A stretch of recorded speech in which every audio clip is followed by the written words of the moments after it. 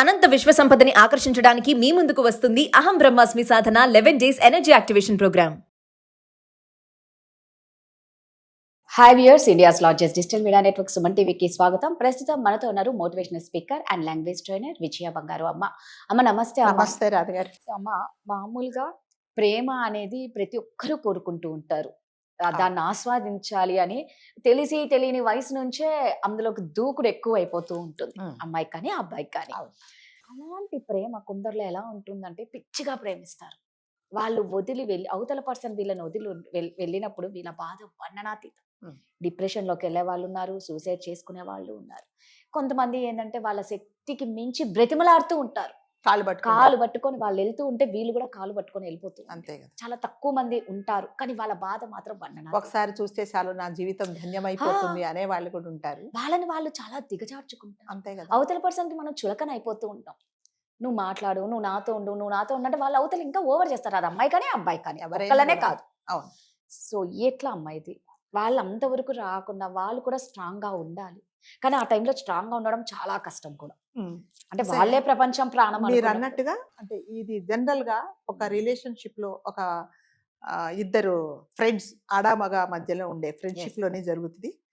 భార్యాభర్తల మధ్యలో అంత జరగదు, అంత ఉండదు. ఓన్లీ మీరు అనుకున్న ఇవన్నీ పాయింట్స్ అన్ని ఓన్లీ లవర్స్ మధ్యలోనే ఉంటది. ఎందుకంటే గ్యారంటీ లేదు. ఇప్పుడు ఇవాళ మీరు నాతో మాట్లాడకపోతే ఇదేదో ఆల్టర్నేటివ్ అరేంజ్మెంట్స్ ఉన్నట్టుంది, వెనక ఎవడో మ్యూజికల్ చైర్స్ లో కూర్చున్నాడు, ఎవడు ఆక్యుపై చేస్తాడో అని బతిమాలాడుకుంటారు.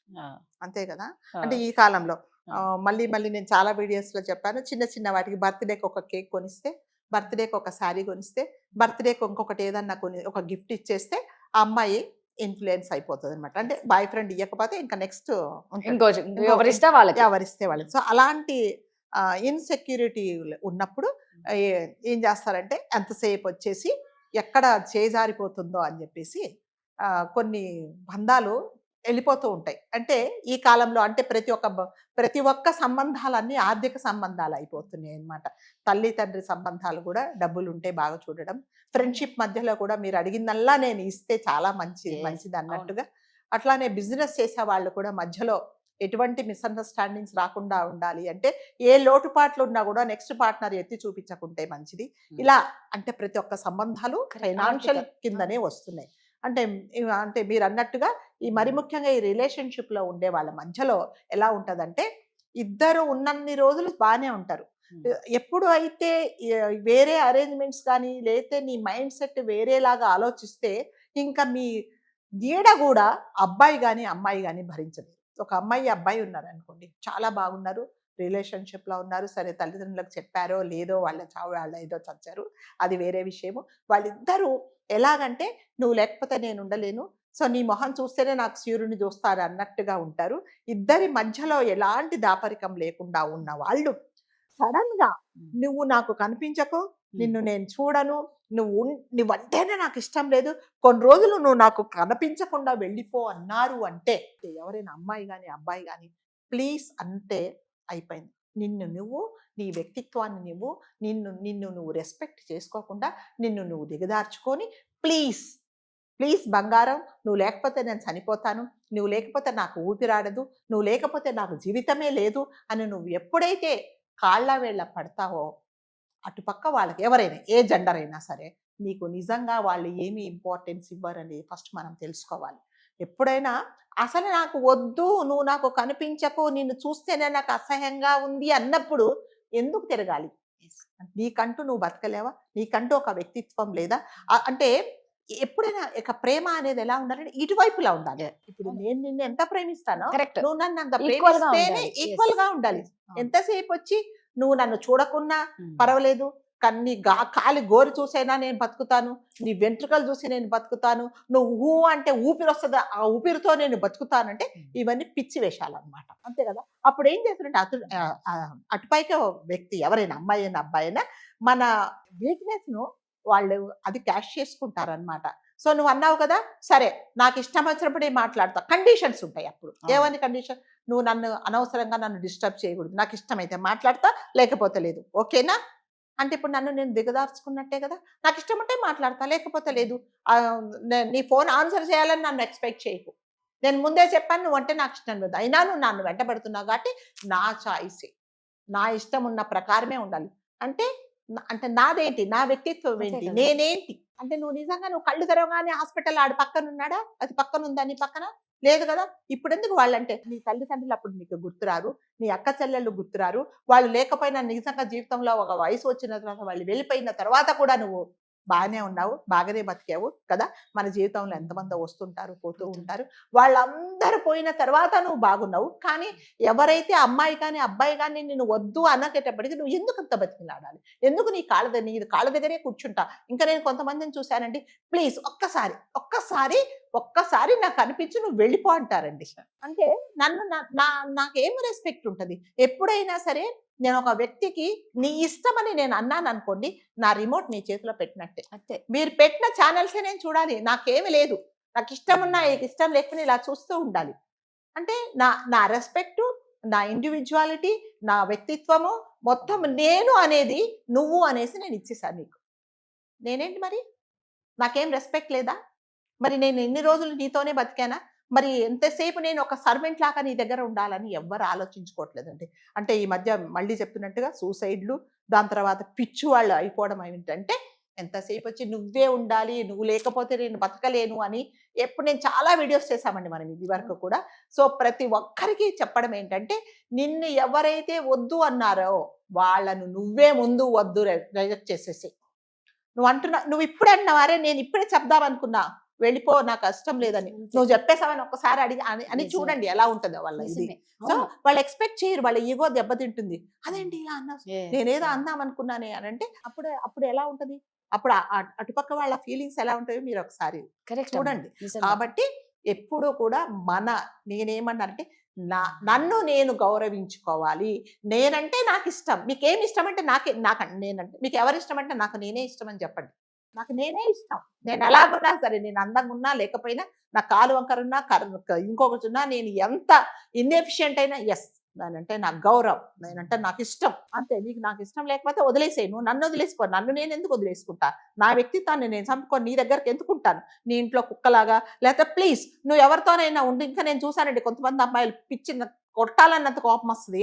అంటే ఏమంటారంటే పర్వాలేదండి అతను ఎవరితోన్నా ఉండని, కనీసం నాతో ఒక రోజు మాట్లాడితే చాలా అనే వాళ్ళని నేను ఎంతమంది అమ్మాయిలను చూశాను, తెలుస్తుందా. అంటే అబ్బాయిలు కానీ అమ్మాయిలు కానీ అలా దిగజారిపోతున్నారు. నేను ఒక క్లాస్ చెప్తాను, ఒక అబ్బాయి లండన్ లో ఉంటాడు, ఆ అబ్బాయి రిలేషన్షిప్ లో ఉన్నాడు. అయితే ఇప్పుడు ఆ అమ్మాయి ఏం చేస్తుందంటే, అంటే ఇద్దరు ఒకటే రూమ్ లో ఉంటారట, నిన్ను చూస్తుంటే విసుగొస్తుందిరా బాబు, నాకు కనిపించకుండా వెళ్ళిపో అంటుందట. ఇప్పుడు మేడం ఇలా అంటుంది అంటే, నువ్వు ఇప్పుడు అన్నావు, నేను రాత్రే డిసైడ్ చేసుకున్నా వెళ్ళిపోతానని చెప్పు ఒకసారి అని చెప్పాను. నిజంగా నేను చెప్పాను, అలాగే చెప్పా, ఇట్స్ ట్రూ అంటే చెప్పాడట. ఉల్టా అయింది ఇప్పుడు గేమ్, తెలిసిందా. అంటే ఇప్పుడు ఆ అమ్మాయి ఇంకా వదలట్లేదు. ఇప్పుడు అలా మాట్లాడి చూడండి ఒకసారి. ఇదేంటంటే ఎప్పుడైతే నేను మీకు సర్వైవ్ అయిపోయానో నేను చెప్పినట్టుగా మీరు వింటారు అనేది ఒక గేమ్ అనమాట. సో నా ఇష్టం వచ్చినట్టు నేను మాట్లాడచ్చు, నా ఇష్టం ఉంటే మాట్లాడతా, లేకపోతే లేదు. లేకపోతే నా ఇష్టం ఉంటే మీ దగ్గరికి వస్తా, లేకపోతే లేదు. ఇదంతా నా చాయిస్. ఎందుకంటే నీ ఇష్టం, నువ్వు ఎప్పుడైనా మాట్లాడు ప్లీజ్, నువ్వు ఎప్పుడైనా రా, ఎప్పుడైనా అట్లీస్ట్ మెసేజ్ ఇవ్వు, అట్లీస్ట్ ఒక ఫోన్ కాల్ మాట్లాడని నేను ఎప్పుడైతే దండం పెట్టుకొని మిమ్మల్ని అడిగానో అయిపోయింది. మీ ఇష్ట ప్రకారం నేను ఇక్కడ డాన్స్ చేయాలి.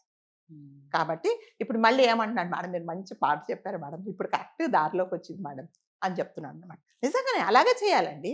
ఎప్పుడైనా నేను సర్వైవ్ అయిపోతానంటే నా వీక్ పాయింట్స్ మీరు అర్థం చేసుకొని ఆడించడం మొదలు పెడతారు.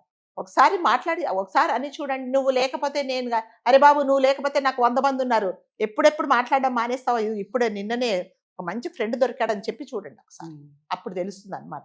అంటే నిజంగా రియాలిటీ ఏంటో తెలుస్తుంది. అంతసేపు వచ్చి మనము ఎవ్వరి వెనక ఏ విషయంలో కూడా రాదు కానీ, ఒక ఫ్రెండ్షిప్ విషయంలో కానీ, ఓకే, ఒక బిజినెస్ విషయంలో కానీ, ఎవ్వరి వెంట మనము దేని విషయంలో కూడా పడకూడదండి.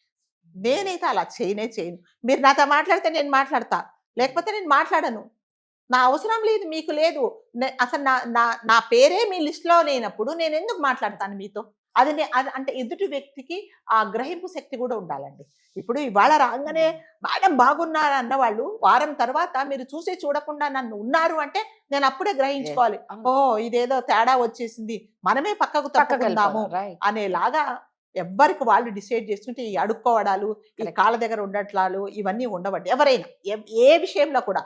అంటే ఇది అంటే మీరు అన్నట్టుగా ఓన్లీ రిలేషన్షిప్ లోనే జరుగుతుంది. కొంతమంది ఫ్రెండ్షిప్ లో కూడా ఫ్రెండ్షిప్ అలా లో కూడా జరుగుతుంది. జరుగుతుంది. అవును, జరుగుతుంది. correct చాలా అండి. జరుగుతుంది. జరుగుతుంది. అయ్యో నేను ఏమన్నానని, ఎందుకు నాతో అవును, మాట్లాడడం అవును. మానేసింది, ఎందుకు అని మన టైం వేస్ట్ చేసుకొని 100 మందికి చెప్తాం. నిన్న దాకా బాగా మాట్లాడిందండి, నేను ఏం చేశాను ఒకసారి కనుక్కోవా అని కూడా కొంతమంది అవును, ఉంటారు.